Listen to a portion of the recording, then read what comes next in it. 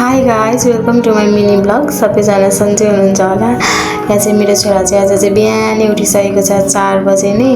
उसलाई चाहिँ उसको बाबा कहीँ जानु छ भने चाहिँ यसै गर्छ क्या, सँगै हुँदाखेरि कहीँ नजाने दिन चाहिँ केही पनि गर्दैन, अनि कहीँ जानु हुने दिन छ भने चाहिँ उसले बिहानदेखि यसरी नै पछ्याएको बसाइ गर्छ। अनि आज पनि उसले यसै गर्दै थियो, पछ्याएको पछ्याइ।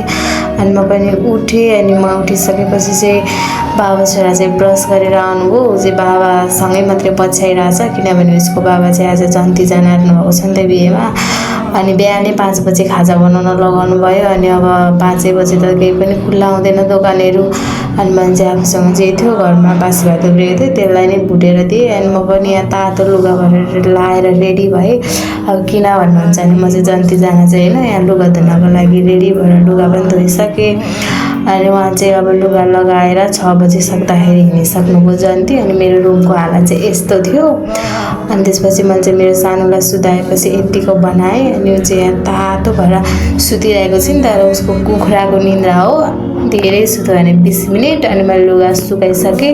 लुगा सुकाइसकेपछि चाहिँ मैले चाहिँ हिजो बजारदेखि लिएको थिएँ मुला। यो मुला चाहिँ मलाई अचार एकदम मिठो लाग्छ, अनि मैले अचार बनाउनको लागि लिएको थिएँ।